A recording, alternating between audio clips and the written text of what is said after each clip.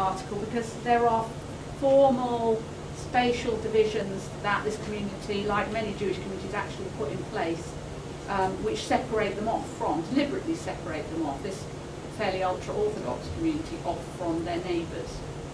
And he looks at the way in which people cross those boundaries as well as sustain those boundaries in their thinking, their representations and their daily practice. So I can tell you about that afterwards when I've remembered the name of the geographer and maybe the name of his article. Any other questions? Sure. Do you think studying from a spatial perspective makes people nervous? I was talking to Peter.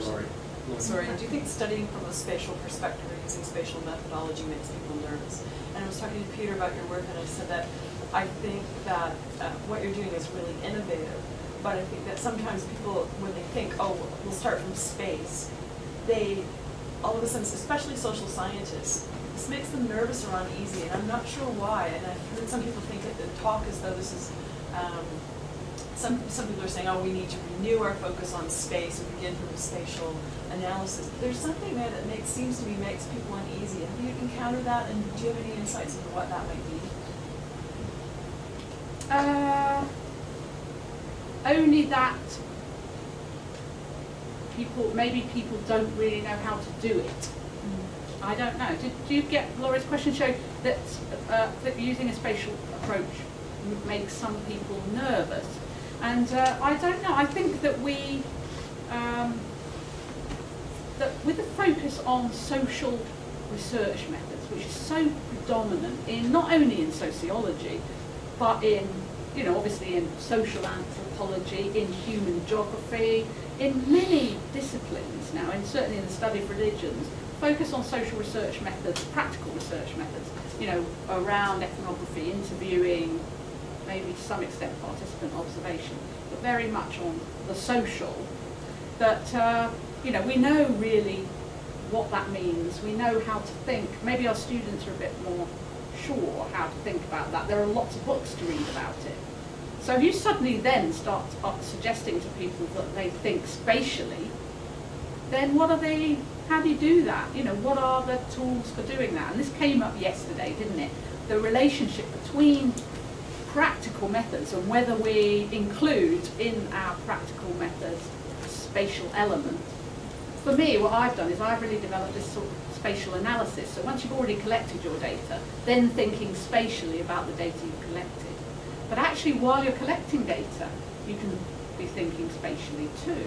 So when we get our first year students to go out and do field work, and they have to go to a place of worship like in their first few weeks of being at university, and they can choose where it is and so on, we actually start to encourage them to think spatially even then. And by that, we have to say what we mean by that. We ask them to really look at their surroundings, to think about going up the steps or whatever, to enter the place, to cross the threshold, to look at the outside, the buildings, to think about the locality and its built environment. Is this a residential neighbourhood? Is it a commercial district? You know, what kind of a place is it? Is there a signage outside? So the physical spaces, what's on the signage, what kind of message are they getting across on the signage? When you go through the doors, how's the space divided up? Is it purpose-built? Is it an old house, an old factory, an old school? How is the space used ritually? How do people respect the space? Do they take their shoes? Loads of kinds of things like that. So we give them kind of checklist for thinking spatially. I'm not saying they're necessarily that much more confident when they do it again, but maybe they just get introduced early on to that. Yeah, go ahead. Yes, I want to thank you for your talk. I'm interested in your spatial analysis, and I'm trying to work on this in my own work recently on the niqab and burqa bans, and I'm interested in how space has distributive, almost inherent distributive issues. And you know how identity crosses class in some ways, or distribution in a wider sense. So who has access to what? So for instance, in Quebec, there's this legislation which will now link the public sphere, defined in a very broad way, with, you know, who has access to public services depending on your look and your dress and covering and so on. And in France, you know, you can actually send these women to jail, and you know, so sanctions are even more significant. So I'm just curious that how do you incorporate distributive issues in your spatial analysis? Can I just ask you to unpack the term distributive for me a bit?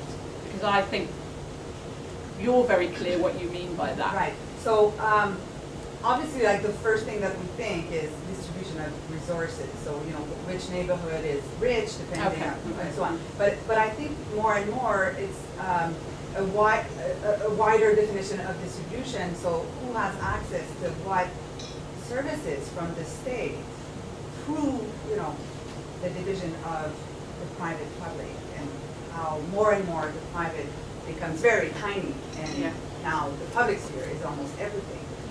So for these women in France, you know, everything becomes the public sphere, and now in Quebec, even agencies that are funded by the state, you know, it becomes the public sphere. So, you know, electricity, whatever in your home, it's provided by the state, therefore you should not wear a niqab. So it's interesting to me, this kind of relationship, spatial relationship between the private and the public, and how now religion and identity is being used in a very subversive way. So I'm interested in I mean, it's absolutely fascinating, and all the spatial things that goes through my head when you're even saying that.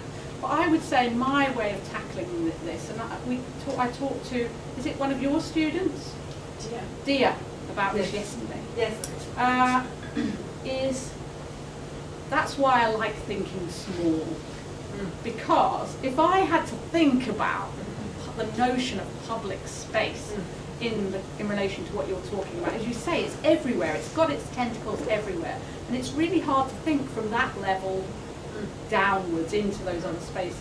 Whereas to start with an individual or a home or a small space of some kind, and then to see those, to think through these different spatial lenses, it's really an aid memoir to do a deep contextualization. So it makes you think, you know, body, physical space, social space, mental space, you know, it just unfolds this small space in so many different ways. Well, that's how I intend it.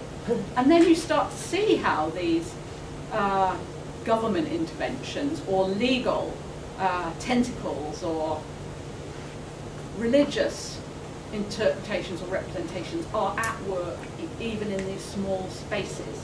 So it kind of gives you the opportunity then to make these wider connections. Whereas I find it much more difficult to focus down from very big spatial conceptions like the public or whatever.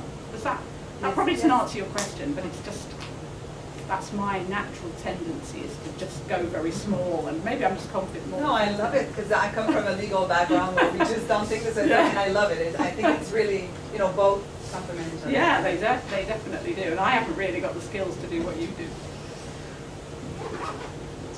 Is it? Yes, I want to add some what you said. Okay. Oh, well then, of course you can speak. Well, since it's your question, and I'm going to pursue it, so I thought you'd permit it. Then we'll let people eat. One of the things, in answer to Laurie's question, one of the things that occurred to me, and I think that I assigned your book to, and we talked about in the seminar I taught last fall. One of the things that comes up, it's actually very clear in your book, and that is that there's a corrosive aspect to the spatial approach, in the sense that you start questioning all the comfortable distinctions that operate within the space, and that's the point. Right. And of course, if you're talking to, say, a scholar or an intervener, or anybody who's invested in those categories, secular, religious, which is the one you use a lot, then they're not going to like what you're doing to them, because you're questioning an orientation that they're using in a almost a self-evident way to say this is the way the world works, including, where are you? Public-private. She's hiding behind a bottle of wine by now. No, thank you very much for that. I mean, it absolutely is a kind of, on the one hand, it's a deconstructed approach, but also it's really, this notion of, I do think of it as an aid memoir. Literally, almost a checklist. And when we worked together yesterday in the seminar, we didn't have long enough really to do justice to that.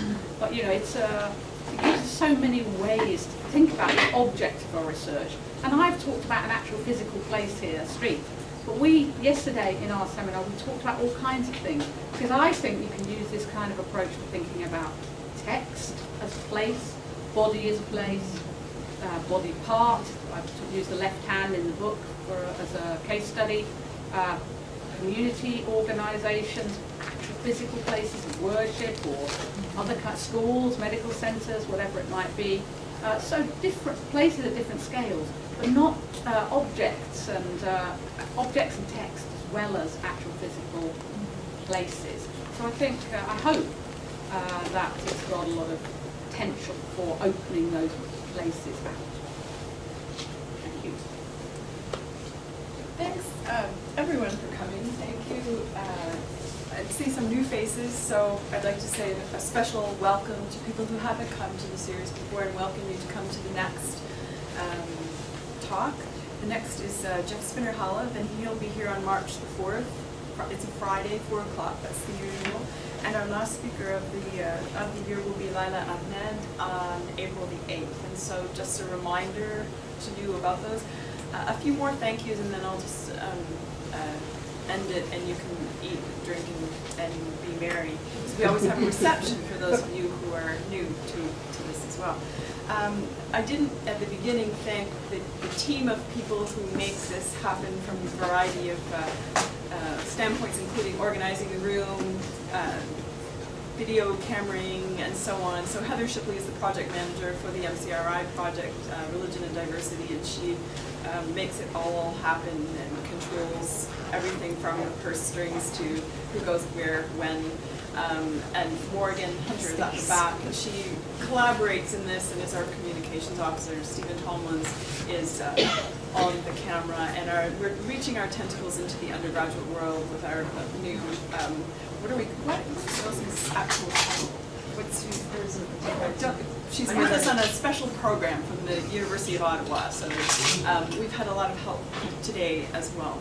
And then finally, again, one last thank you to Knott for coming all the way from England to be with us, and for the amazing talk. And I think you've generated a great deal of discussion, which will continue to reverberate, I am sure, for quite a while to come with us. So thank you very much, and thanks everyone for coming.